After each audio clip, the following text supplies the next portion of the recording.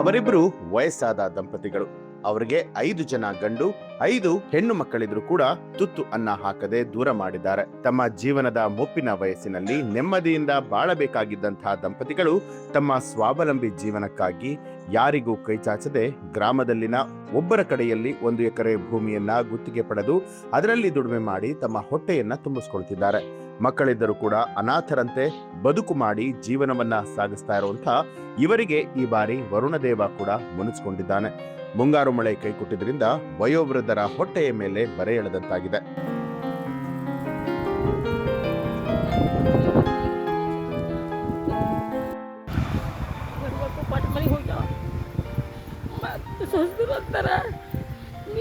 ಅಪ್ಪ ಗಳಿಸ್ಕೊಟ್ರು ಚಾ ಮಾಡಿ ಹಾಕ್ತಿದ್ದೆ ನಿಮ್ಗೆ. ಹೆಣ್ಮಕ್ಳಿಗೆ ಮಾತಾಡ್ತಾರೆ, ಹೆಣ್ಮಕ್ಳಿಗೆ ಕರೆಯೋದಿಲ್ಲ, ಬರೆಯೋದಿಲ್ಲ, ಹೆಣ್ಮಕ್ಳು ಕುಬ್ಸ ಮಾಡೋದಿಲ್ಲ, ಮಂದಿ ಮನೆ ಬೆಳಗ್ತಾ ನೋಡ್ರಲ್ಲ. ಇಂಥದ್ದು ಕೆಲಸ ಮಾಡ್ತಿರಿ ಹೊಲ್ದಿವಿ ಮಾಡ್ಬೇಕು ಮಾಡತ್ರ ಹೊಟ್ಟೆ ತುಂಬಲ್ಲ. ಈ ದೊಡ್ಡ ಹಾಕಿಲ್ಲ ಅದ್ರ ಮನೆ. ಇದಕ್ಕೆ ಎಷ್ಟು ದುಡ್ಡು ಕೊಟ್ರಿ? ಇದು ಅರ್ಧ ಅರ್ಧ ಅರ್ಧ ನೀವು ಧರ್ಗಳು ನಿಮ್ಗೇನು ಉಳಿಲಕ್ಕೆ ಮಾತ್ರ ಕೊಟ್ರೆ ಹಿಂಗೆ ಅದಕ್ಕೆ ಅಂತ ಕೊಟ್ಟಿಲ್ಲ? ಅದಕ್ಕೆ ಕೊಟ್ಟಿದ್ವಿ, ಮಾಡಿದ್ರು ಬೈದು ಹಾಕ್ಬೇಕು ಅವ್ರ ಮನೆತನ. ಹಾಕಿದ್ರು ನಮ್ಗೆ ಇಸ್ಕೊಡ್ತಾರೆ, ಅವ್ರು ಇಸ್ಕೊಡ್ತಾರೆ. ಆದ್ರೆ ತೊಗರಿ ಹಾಕಿದ್ವಿ, ಆಗಿಲ್ಲ. ಈ ವರ್ಷ ಏನು ಮಾಡ್ತಾರೆ ದೇವ್ರಿಗೆ?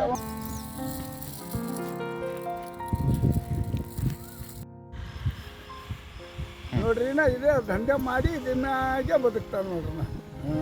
ಇದೇ ಆ ಮಕ್ಕಳೇನು ಎಲ್ಲ ಮದುವೆ ಮುಂದೆ ಮಾಡಿದ ಯಾರ್ದವ್ರು ಅವರಿ ಹಿಂಗೆ ಅವ್ರಿಗೆ ನಾವು ಕುಡುಬಿ ಎಂಬಲ್ಲ ತಗೋಬಿ ಎಂಬಲ್ಲ ಯಾರ್ದವ್ರಿಗೆ ಕಟ್ಲೆ ಅವ ಹಿಂಗೆ.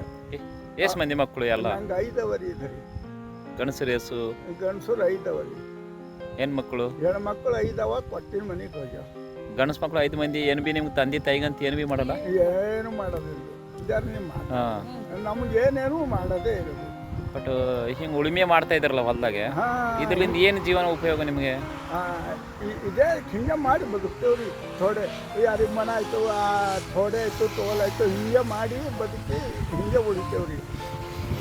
ತಮ್ಮ ಹೆಸರು? ನನ್ನ ಹೆಸರು ತಿಪ್ಪಣ್ಣ ಅದ. ಓಕೆ. ನಿಮ್ಗೆ ಸ್ವಂತ ಜಮೀನು ಏನಿಲ್ವ? ನಂಗೆ ಇದ್ದೀನಿ, ಥೋಡೆ ಮಾರ್ಕೊಂಡು ತಿಂದಿದೆ ರೀ. ಒಂದು ಮಗಂದು ದಾಡಿದ ಬಾಕಿ ಮಾಡಿದ್ರೆ ಒಂದು ಮಾರ್ಕೊಂಡು ತಿಂದೆ. ಎಷ್ಟು ಎಕರೆ ಇತ್ತು? 2 ಎಕರೆ ಇತ್ತು ರೀ. ರಾಜ್ಯ ಸರ್ಕಾರಗಳು ಬಡವರಿಗಾಗಿ ಸಾಲು ಸಾಲು ಗ್ಯಾರಂಟಿ ಯೋಜನೆಗಳನ್ನ ಘೋಷಣೆ ಮಾಡುತ್ತಾ ಹಸಿವು ಮುಕ್ತ ಕರ್ನಾಟಕ ಜಪ ಮಾಡುತ್ತಿದೆ. ಆದರೆ ಗಡಿ ಜಿಲ್ಲೆ ಬೀದರ್ ಹಳ್ಳಿಗಳಲ್ಲಿ ಇಂದಿಗೂ ಕೂಡ ಬಡವರ ಬದುಕು ಕರುಣಾಜನಕವಾಗಿದೆ. ಬೀದರ್ ಜಿಲ್ಲೆಯ ಹುಮನಾಬಾದ್ ಕ್ಷೇತ್ರದ ಹಳ್ಳಿಕೇಡ ಬಿ ಗ್ರಾಮದ ವೃದ್ಧ ದಂಪತಿಯ ಈ ಸ್ಥಿತಿಯೇ ಇದಕ್ಕೆ ಸಾಕ್ಷಿಯಾಗಿದೆ. ಒಂದು ಕಡೆ ರೈತರು ಮಳೆಗಾಗಿ ಆಕಾಶದತ್ತ ಮುಖ ಮಾಡಿ ವರುಣನ ಆಗಮನಕ್ಕಾಗಿ ಕಾಯ್ತಾ ಇದ್ರೆ, ಈ ವೃದ್ಧ ದಂಪತಿಗಳು ಯಾವುದೇ ಎತ್ತು ಅಥವಾ ಟ್ರ್ಯಾಕ್ಟರ್ ಇಲ್ಲದೆ ತಾವೇ ಬೆನ್ನಿಗೆ ನೊಗ ಕಟ್ಕೊಂಡು ಉಳುಮೆ ಮಾಡ್ತಾ ಇರುವಂತಹ ದೃಶ್ಯ ಎಂಥವರ ಕಣ್ಣಲ್ಲೂ ಕೂಡ ನೀರನ್ನ ತರಿಸುತ್ತೆ. ಬೇಕಂತ ಆಸೆ ಪಡ್ತೀರಿ ಸರ್ಕಾರದಿಂದ? ಏನು ಕೊಡ್ತಾರ್ರಿ ನೋಡ್ರಿ, ನಿಮ್ಗೆ ಏನು ಕೇಳಬೇಕು, ಏನು ಕಾಡ್ಬೇಕು ಬದುಕಲಿಕ್ಕೆ, ಜೀವನಕ್ಕೆ. ಹೌದ್ರಿ, ನಮಗೇನೇನಿಲ್ಲ. ಮನ್ಯಾಗ ಒಂದು ಬೀಳ್ ಮನೆ ತಾಳಿ ಕಡ ನೋಡ್ರಿ, ಏನೇನಿಲ್ಲ. ತಗೊಂಡಿನ ಸಾಗಿ ನೀವೆಲ್ಲ ಜೋಗಿಯರ್ ಮೇಲೆ ತಗೊಂಡಿದ್ದವ.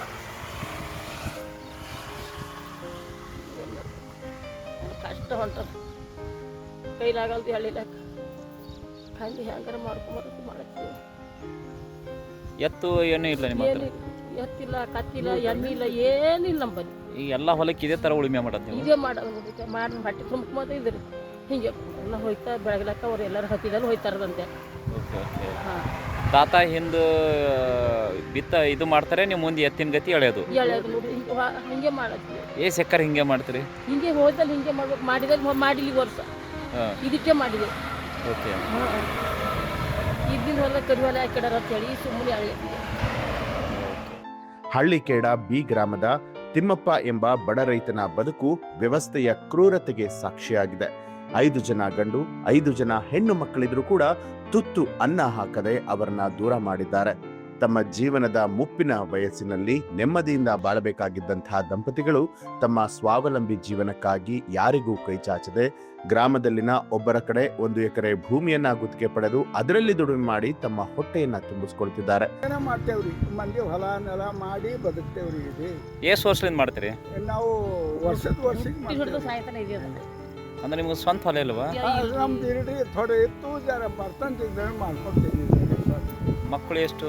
ಮಕ್ಕಳು ಅವರಿ 5 ಅವರಿ, ಎಲ್ಲ ಬಾಜು ಬಾಜಿಗೆ ಅವ, 5 ಹೆಣ್ಣವ. ಎಲ್ಲ ಬಾಜು ಬಾಜಿಗೆ ಅವರಿ ಸರ್. ಮಕ್ಕಳು ಏನು ನಿಮ್ಗೆ ಅನ್ನ ಹಾಕಲ್ಲ? ಹೇಳ್ರಿ ನಾವೇ ಮಾಡ್ತೇವೆ ಅವ್ರಿಗೆ ನಾವು ಕುಡುಬಿ ಎಂಬತ್ತೇವೆ ಹಿಂಗೆ ಧನ್ಯ ಒಟ್ಟಾಗಿ ಹೆಣ್ಮಕ್ಳು ಜರ ಮಾತಾಡ. ಮಕ್ಕಳಿದ್ರು ಕೂಡ ಅನಾಥರಂತೆ ಬದುಕನ್ನ ಸಾಗಿಸ್ತಾ ಇರುವಂತಹ ಇವರಿಗೆ ಕೇಂದ್ರ ಮತ್ತು ರಾಜ್ಯ ಸರ್ಕಾರಗಳು ಗುಡಿಸಲು ಮುಕ್ತ ಮಾಡುವಂತಹ ಸಂಕಲ್ಪವನ್ನ ಹೊಂದಿದೆ.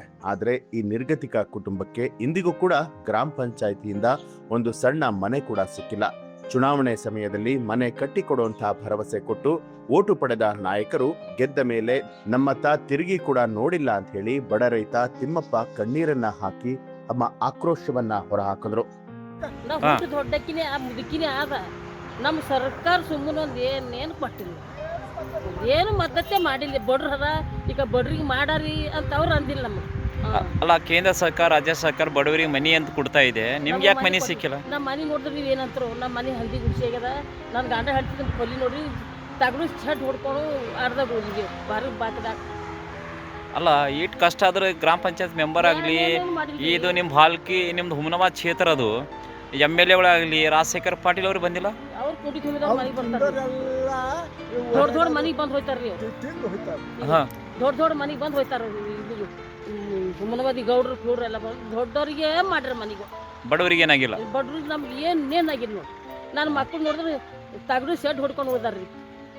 ಹಾಂ, ತಗಡು ಶೆಡ್ ನೀವು ಸುಳ್ಳಾಡ ಮುಂದಿದ್ರು ಭೀ ಹೊಟ್ಟೆ, ನಾ ಹಿಂದಿದ್ರು ಭೀ ಹೊಟ್ಟೆ, ನೋಡಿದ್ರೆ ಭೀ ಖರೆ ಕಾಣಿಸ್ಬೇಕು.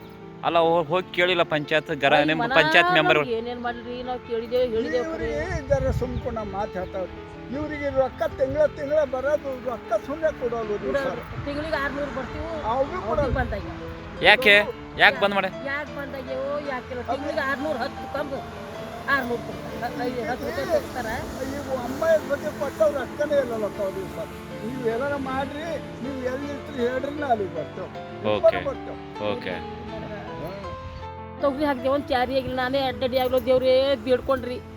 ಆ ಹೊಲ್ದವ್ರು ನಮಗೆ ಸುಮ್ಮನೆ ಮಾಡಿದ ಕೂಲಿ ಕೊಟ್ಟಿಲ್ಲ. ಅಡ್ಡೊಟ್ಟು ಅವ್ರ ಮನೆಗೆ ಹೋಗಿ ಹಾಕಿದೆ. ಹೊಲ ಇಲ್ಲ, ಮನೆ ಅದ, ಅಂಗೈ ಹೊಟ್ಟದ. ಎಲ್ಲವ್ರಿಗೆ ಮಕ್ಳಿಗೆ ಹಚ್ಚಿ ಕೊಟ್ಟಿದ್ದೆವು. ಆ ಗುಡಿಸ್ಯಾಗಾರ ಒಂದೊಂದೇ ಕೂಲಿವ. ಮಕ್ಕಳು ಏನು ದಂಧ ಮಾಡ್ತಾರೆ? ಮಕ್ಕಳು ಎಲ್ಲ ಹಿಂಗೆ ಹೊಲ್ಕೋದು ನೆಲ್ಕೋದು, ಅವು ಭೀ ಮನ ಬಾಕಿ ಮಾಡ್ಕೊಂಡು ಹಿಂಗೆ ಓಡಾಡ್ತಾರೆ. ಮಕ್ಕಳು ಹುಟ್ಟ್ಯಾವ, ಏನು ಆಸರಿಲ್ಲ ಮಕ್ಕಳದು? ಏನು ಆಸೆ ಇಲ್ರಿ, ಒಂದು ದುಡ್ಡಿನ ಆಸೆ ಇಲ್ಲ. ಈಗ ನೀವು ಇತ್ತೀಚೆಗೆ ಬೀದರ್ ಜಿಲ್ಲೆಗೆ ಸಿಎಂ DK ಶಿವಕುಮಾರ್ ಅವರು ಭೇಟಿ ನೀಡಿದಾಗ ನಾನು ನಿಮ್ಮ ಸೇವಕ, ಮುಖ್ಯಮಂತ್ರಿ ಅಲ್ಲ ಅಂತ ಹೇಳಿದ್ರು. ಈ ವೇದಿಕೆ ಮುಖಾಂತರ ಈ ಒಂದು ಪವಿತ್ರವಾದಂಥ ಭೂಮಿಯಿಂದ ಒಂದು ಮನವಿ ಮಾಡ್ತಾ ಇದ್ದೇನೆ. ಎಲ್ಲ ರಾಜ್ಯದ ಎಲ್ಲ ನಮ್ಮ ಕಾರ್ಯಕರ್ತರಿಗೆ, ಮುಖಂಡಗಳಿಗೆ, ಯಾರೇ ಆಗಲಿ, ನನ್ನನ್ನು ನೀವು ನಾಡಿನ ದೊರೆ ಅಂತ ಯಾವತ್ತೂ ಕರಿಬಾರ್ದು. ನಾನು ನಿಮ್ಮೆಲ್ಲರ ಸೇವಕ. ಇವತ್ತು ಮುಖ್ಯಮಂತ್ರಿ ಅಂತೇಳಿ ನೀವೆಲ್ಲ ನನ್ನನ್ನು ಆಯ್ಕೆ ಮಾಡಿದ್ದೀರಿ. ನಿಮ್ಮ ಸರ್ಕಾರ ಬಂದಿದೆ, ನನ್ನ ಸರ್ಕಾರ, ನಿಮ್ಮ ಸರ್ಕಾರ. ಸೊ ಅದಕ್ಕೆ ನೀವೆಲ್ಲ ಸೇರಿ ಮುಖ್ಯಮಂತ್ರಿ ಅಂತ ಕರೀರಿ, ಇಲ್ಲ ನಮ್ಮ ನಾಡಿನ ಸೇವಕ ಅಂತ ಕರೀರಿ. ದೊರೆ ಅನ್ನೋ ಪದ ಇಲ್ಲಿಂದ ಇವತ್ತಿಗೆ ತೆಗೆದಾಕ್ರಿ ಅಂತೇಳಿ ತಮ್ಮಲ್ಲಿ ನಾನು ಮನವಿ ಮಾಡಿಕೊಳ್ತೇನೆ. ಆದರೆ ಇದೀಗ ಬೀದರ್ನಲ್ಲಿ ಮಳೆಯನ್ನ ಅವಲಂಬಿಸಿ ಬದುಕು ನಡೆಸ್ತಾ ಇರುವಂತಹ ಅವರಿಗೆ ಮಳೆ ಬಾರದೆ ಆಕಾಶವನ್ನ ನೋಡುವಂತಾಗಿದೆ. ಸಿಎಂ DK ಶಿವಕುಮಾರ್ ಅವರು ನಾನು ಮುಖ್ಯಮಂತ್ರಿ ಅಲ್ಲ, ನಿಮ್ಮ ಸೇವಕ, ಇದು ನಿಮ್ಮ ಸರ್ಕಾರ ಅಂತ ಹೇಳ್ತಿದ್ರು.